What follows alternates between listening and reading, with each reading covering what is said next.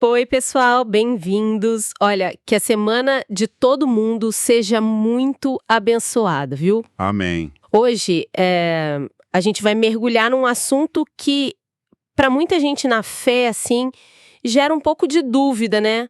Às vezes até um certo receio, Qual seria? o jejum. Ah, sim, com certeza. Nossa conversa vai ser guiada por um trecho, capítulo 5, do livro A Cultura do Jejum, do Luciano Subirá. A ideia é explorar um pouco o que ele traz ali, sabe? Tentar entender melhor essa prática. Ótimo. É um tema fundamental e, como você falou, às vezes cercado de mitos, né? O autor até começa o capítulo com uma citação forte do Andrew Murray. Qual é? Ele diz, mais ou menos assim, que o jejum ajuda a expressar, aprofundar e confirmar que a gente está disposto a sacrificar qualquer coisa, até nós mesmos, para alcançar o que buscamos para o reino de Deus. Nossa, isso já muda tudo, né? Muda a perspectiva total. Deixa de ser só não comer. Exato. Vira uma declaração de propósito, assim. Mas pensando na experiência mais comum, né?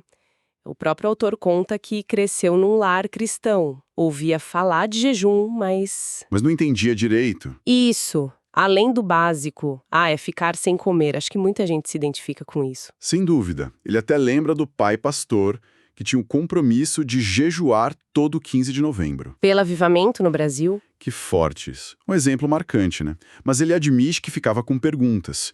Tipo, quanto tempo o pai jejuava? Como era? Ele nunca soube os detalhes. Isso leva a uma outra questão que ele levanta, uma ideia que era muito, muito forte na época. A de que era quase proibido falar sobre o próprio jejum. sim. Aquela interpretação bem rigorosa de Mateus 6, né? Não mostre aos outros. Exatamente essa. Isso acabou criando uma cultura do silêncio que, pelo que o autor diz, dificultou o aprendizado, né? Dificultou muito. E aí a gente entra num ponto que ele discute bastante. Essa tensão entre ser discreto e poder compartilhar. Ele argumenta que o medo de ser como os fariseus, sabe? Aqueles que jejuavam para aparecer. Para se exibir. Isso. Esse medo levou muita gente para o outro extremo. O silêncio total. Só que, como ele diz, um erro não justifica o outro, né? Faz sentido. Então, como que a gente entende o que Jesus quis dizer lá em Mateus 6, quando ele falou para ungir a cabeça, lavar o rosto, para não parecer aos outros que está jejuando? Olha, a chave está justamente nessa palavra, parecer. O que Jesus está condenando ali é a intenção de fazer aquilo para ser visto. É a hipocrisia, o exibicionismo. Ele chama essas pessoas de hipócritas, né? Rupócrites, em grego. Significa ator. Ator. Nossa.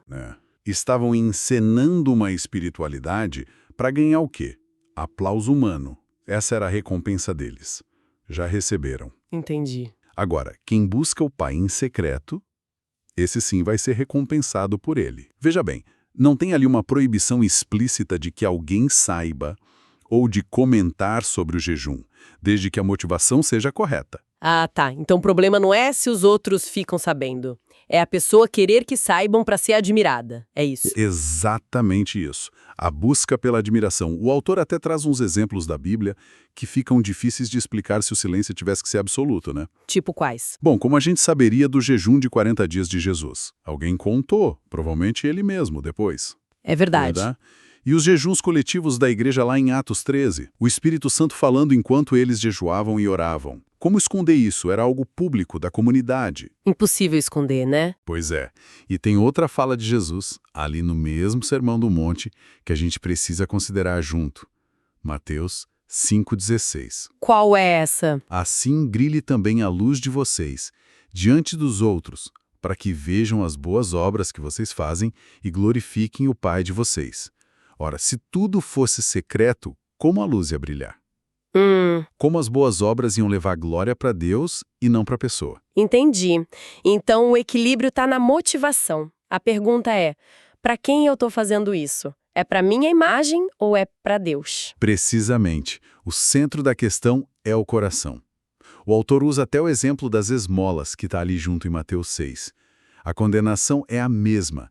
Fazer para serem vistos. Certo. Tem uma citação do John Wesley que ele menciona, que eu acho ótima. Diz que ser visto é indiferente. O problema é fazer para ser visto. Boa distinção. Total. E a Bíblia está cheia de exemplos de gente cujas boas obras eram conhecidas. Dorcas, lá em Atos 9, notável pelas boas obras e esmolas. Como saberiam disso se fosse tudo secreto? Pois é. As viúvas que Paulo recomenda em 1 Timóteo 5, pelo testemunho de boas obras.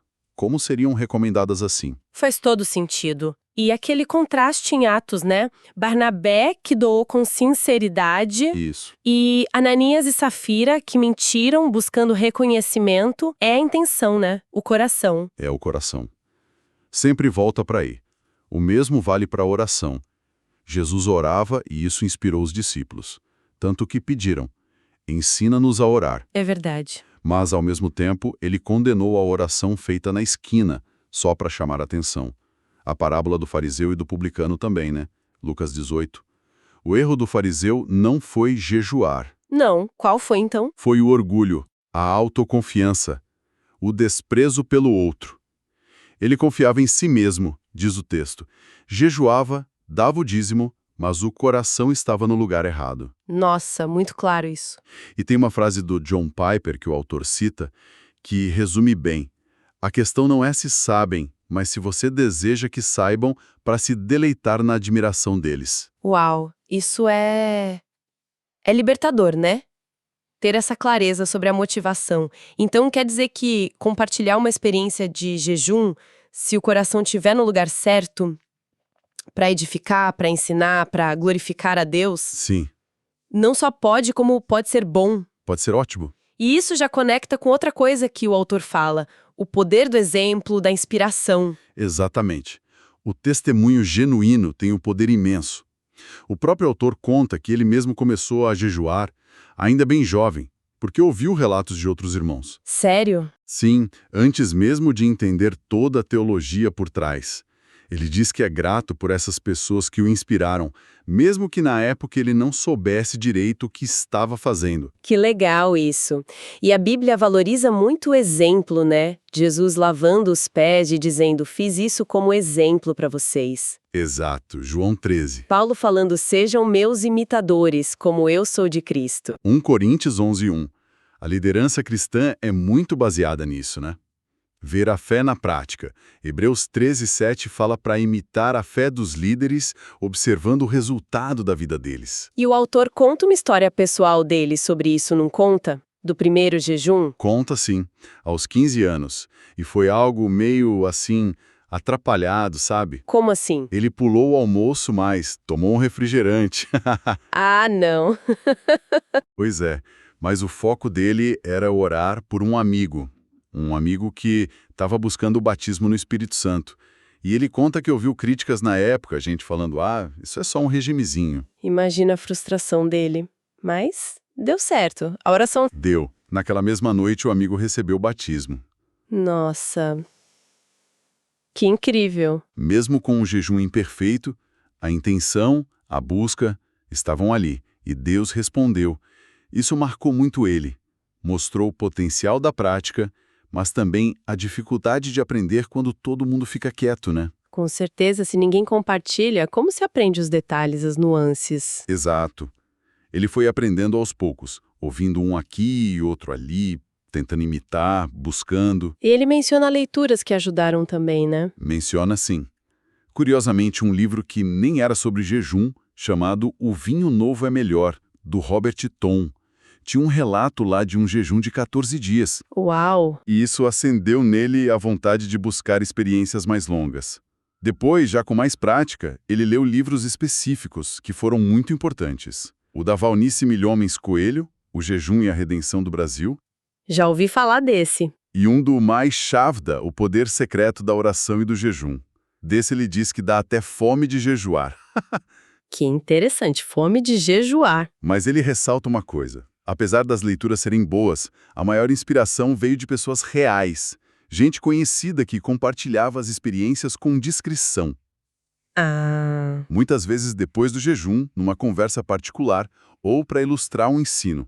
Sem buscar aplauso, sabe? Com coração de edificar. isso reforça muito a ideia do poder do exemplo, quando é feito do jeito certo. Com certeza. Ouvir essas histórias tira um pouco aquele peso, né? Aquela ideia de que jejum é só para super-heróis da fé. Exato. Humaniza a prática. Mas aí, mesmo com a inspiração, para muita gente ainda bate outra barreira, o medo físico. Ah, sim. O medo do corpo não aguentar. Isso.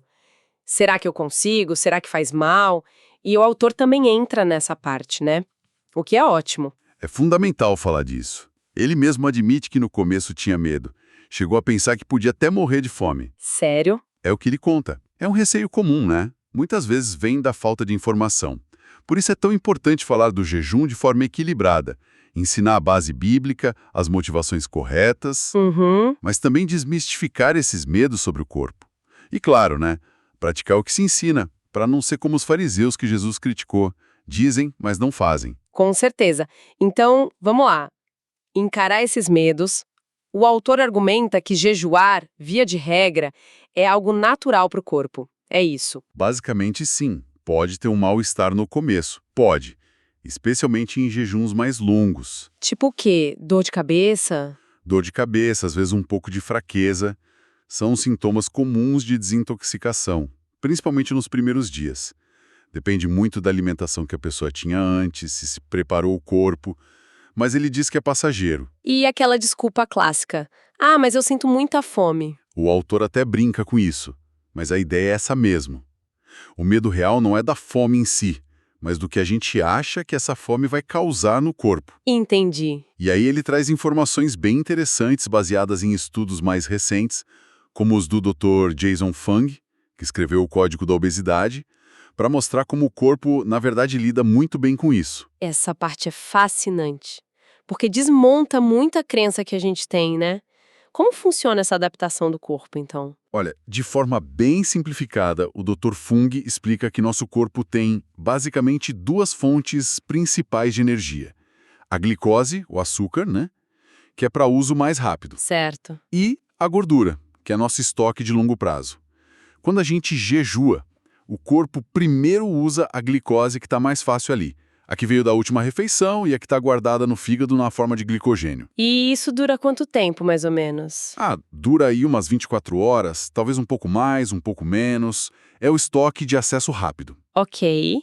E depois? Acabou esse estoque e o corpo entra em pânico? Ah, vou morrer. Que nada. É aí que a coisa fica interessante. O corpo é super inteligente. Quando essa glicose fácil diminui, o fígado pode até produzir um pouco mais de glicose por um tempo, usando outras fontes. É a tal da gliconeogênese. Mas o grande plano B, a estratégia principal, é começar a usar o quê? A gordura. A nossa reserva. Exatamente. O corpo quebra as moléculas de gordura, os triglicerídeos e usa os ácidos graxos como combustível para quase tudo. Músculos, órgãos. E o cérebro? Eu sempre ouvi dizer que o cérebro só funciona com glicose. Isso é verdade? É um mito bem comum, mas não é bem assim. O cérebro não usa os ácidos graxos diretamente, é verdade, mas o fígado pega parte desses ácidos graxos e transforma eles numa outra coisa, os corpos cetônicos. Corpos cetônicos. Já ouvi falar disso. Cetose. Isso. Pensa neles como um supercombustível, derivado da gordura. E o cérebro, olha só, adora corpos cetônicos. Usa muito bem. Até 75% da energia dele pode vir daí durante um jejum mais prolongado. Nossa! Que incrível! E tem mais. Depois de alguns dias de jejum, o corpo aumenta a produção do hormônio do crescimento. Pra quê? Para ajudar a preservar a massa muscular. Ou seja, a energia vem da gordura e das cetonas, a adrenalina mantém o metabolismo ativo e o corpo ainda tenta proteger os músculos. Uau! Então, resumindo, o corpo não só aguenta, como ele é meio que programado para lidar com a falta de comida por um período, usando as reservas de gordura de forma eficiente. Exato. Aquela ideia de que a gente começa a queimar músculo logo de cara é mais um mito? Segundo essa linha de pesquisa que o autor cita, sim. O corpo só recorreria à proteína muscular de forma mais significativa se as reservas de gordura estivessem realmente muito, muito baixas, o que não acontece no jejum de alguns dias para a maioria das pessoas. É uma adaptação fisiológica normal, não um estado de emergência desesperado. Olha, isso tira um peso, viu? Saber que o corpo tem essa capacidade incrível. E o autor ainda amarra isso com a perspectiva da fé, né? Sim, ele reforça o ponto. Se Deus orienta essa prática na sua palavra, por que seria algo prejudicial à saúde, né? A não ser em casos específicos, claro. Quais casos?